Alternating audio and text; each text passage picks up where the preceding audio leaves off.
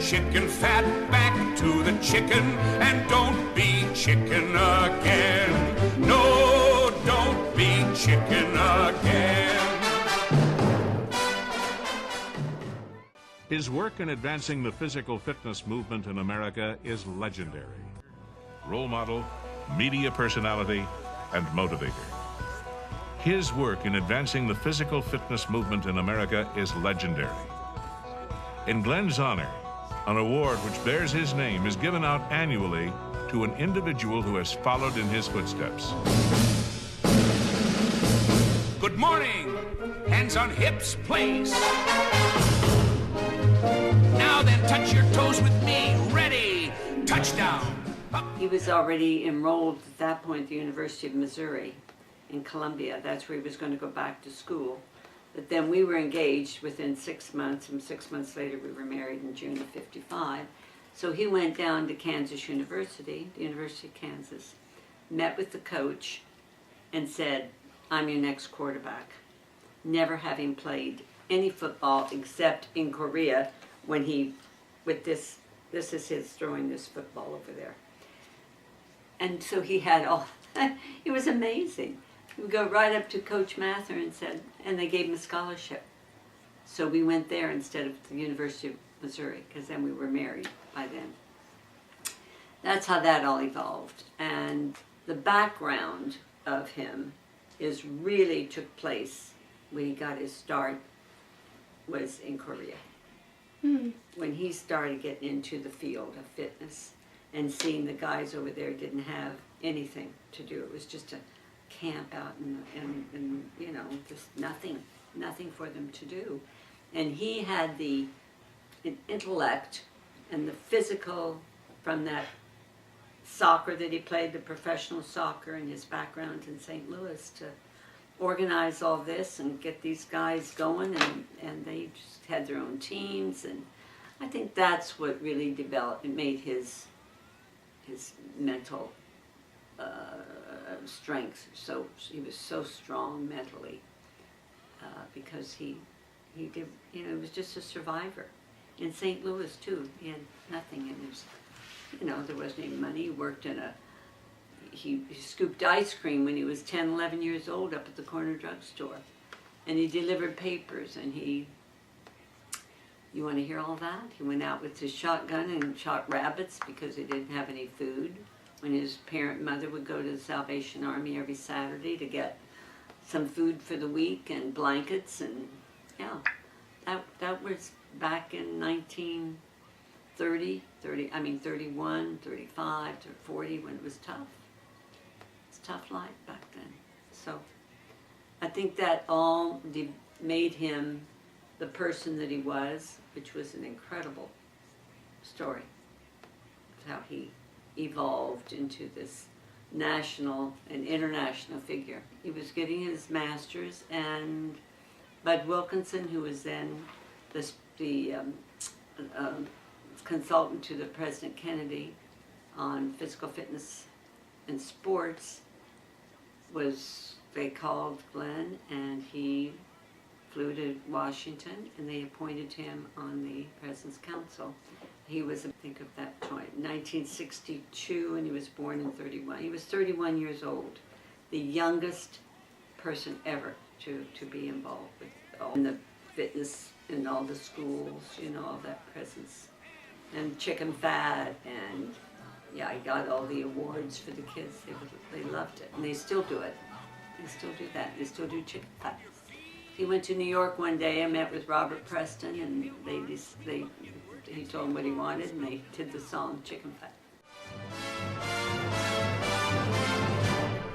Push up every morning, 10 times push up, starting low. Once more on the rise, nuts to the flabby guys. Go, you chicken fat, go away. Go, you chicken fat, go. We were in Washington in 1962. The White House would call every Sunday morning and ask him to come play football on the lawn with the Kennedys, which he did. Who played? He played, Kennedys played. I mean, staff, the White House staff people. He would play rugby with, I know there were guys from England. I didn't go to any of this stuff because we had 3 little guys. And Sundays when they would call, we'd pick up the phone, White House calling, come play football, come play rugby on the White House lawn. So you did that. Jim Lovell was one of the special consultants. Bud Wilkinson was the one who recommended Glenn to President Kennedy first, back in '62. Then was James Lovell, the astronaut, was one of them. Arnold Schwarzenegger was the last one he worked with. He worked on fitness. And, so he was the director of program development, and was the award that the President's Physical Fitness Award that probably every kid in the country was part of. Everybody talks about this. They still do it after how many years? 50-some years. But Glenn pretty much he was the director of program development for the President's Council. And so he created the programs for the country in the schools. And then he went on to be aerobics in this country. He designed all that, and fitness at night. I mean, he would go out and train these women like they do now, where they have so much in the gyms now. And there wasn't there then. When he started fitness in this country, there weren't any running shoes. There wasn't any any kind of sweatsuits or anything. That all happened after he developed these programs. And Nike and some of the, because when he was on television, he didn't have anything to wear that was appropriate to exercise on TV. He had little boots that he would wear, little boots up to here, because there weren't any Nike, there weren't any tennis shoes or running shoes or any of that. They designed that afterwards. And he would wear pants that he could move in and little golf-like shirts, but there wasn't any fitness clothes. There weren't any fitness clothes. It was amazing. He would go out at night when we moved here from Washington, when we moved from Kansas University, at night after 10 o'clock or late, so nobody would see him running. He was so ahead of all this, because people would think, who's running at night? Nobody ran. Nobody ever ran. And now everybody runs, but they thought he was some kind of a freak out there running at night who would do such things. But he was so ahead of his time. And when he had his television show, now his good friend was Jack LaLanne. And his motto was? Work hard, play hard, and be fit. Work hard, play hard, and be. Nobody knew. I mean, I run into people all the time in our area back home in Washington. I did my exercises with him every day, and there weren't anything as barbells or weights or anything back then.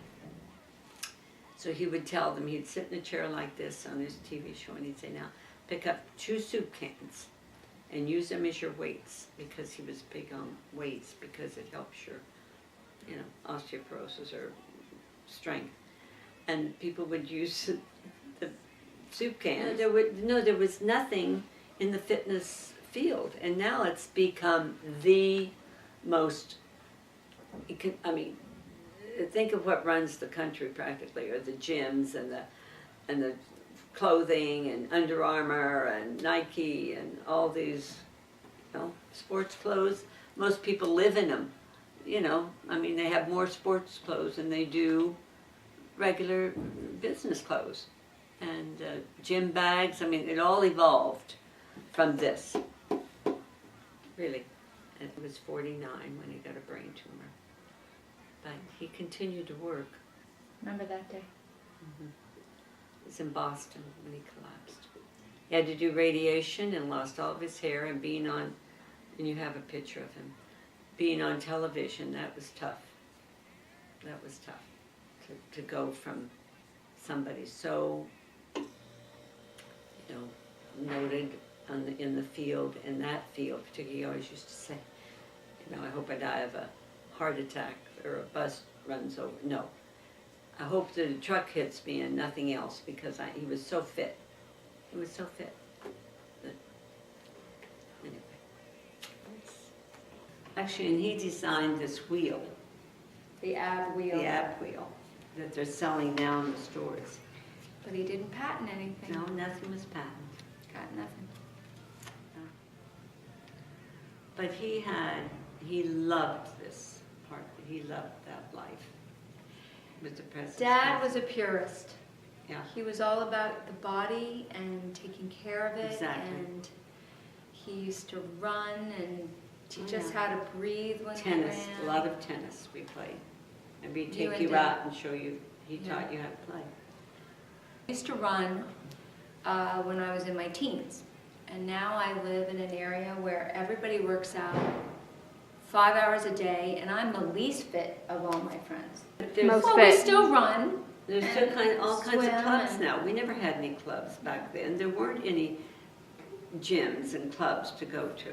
I mean, I belonged to a gym myself. But, you know, it was tennis. We'd go out and play. We'd get you up at 7 in the morning. neighborhood park.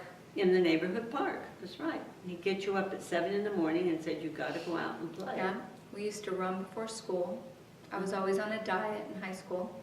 And Emily ran the Marine Corps Marathon with him. I think he ran the first Marine Corps Marathon. Glenn did.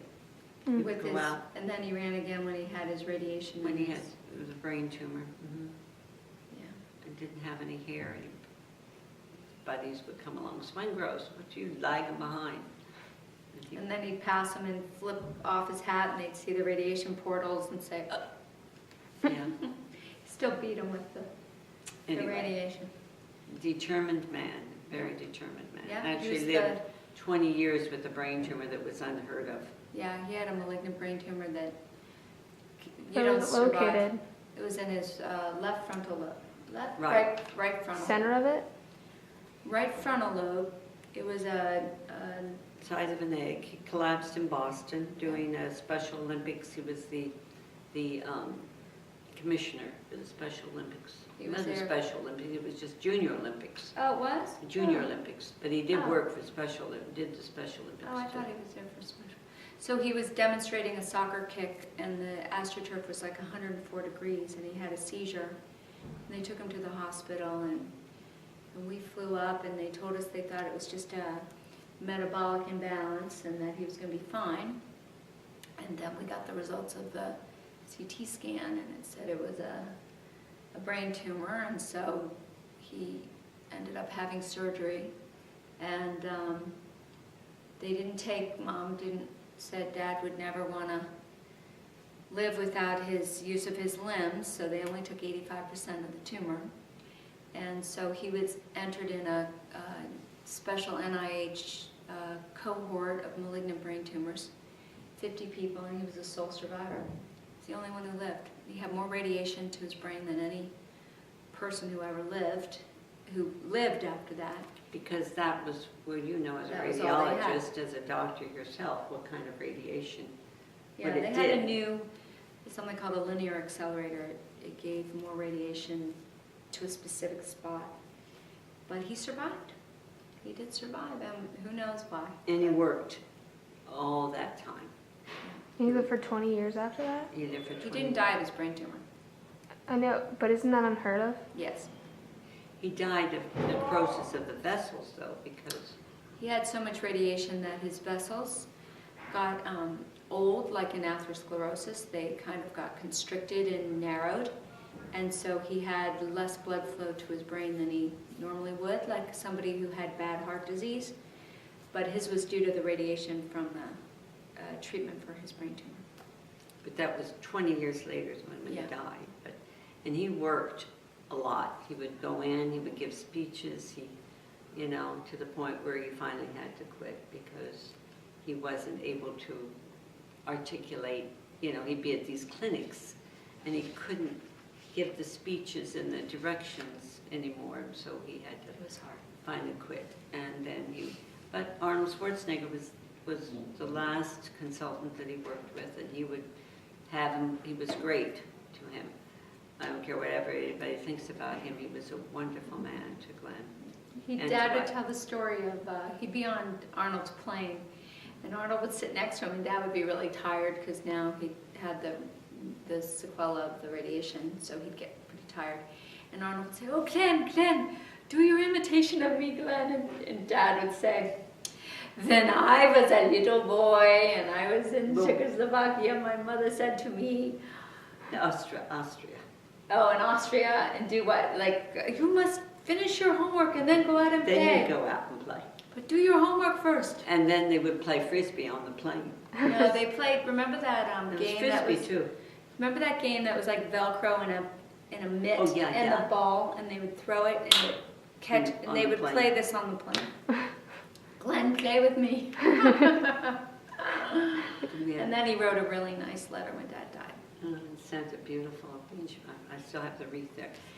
But he He appreciated Dad for, did. And he came from a very kind of similar background. Yeah. Nothing much. but everybody who met Dad, Dad was a special guy. He was He the was. most He was. humble, never had a bad word for anyone, No. never a negative word. He was the most positive person. And I think that's why he lived that long afterwards, he never gave up, never had, he would do his crossword puzzles, he would do what he could, still worked as long as he could.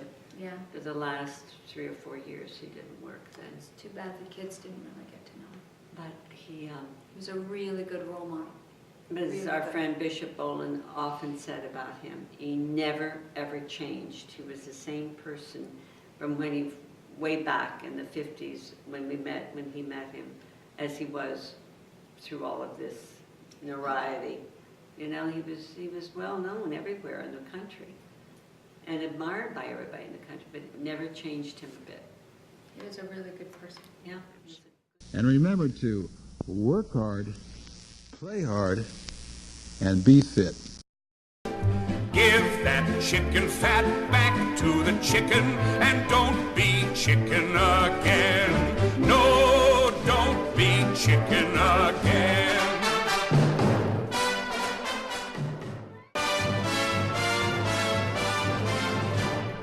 Push up every morning, 10 times push up, starting low. Once more on the rise, nuts to the flabby guys. Go, you chicken fat, go away. Go, you chicken fat, go. Push up every morning, 10 times push up, starting low. Once more on the rise, nuts to the flabby guys. Go, you chicken fat, go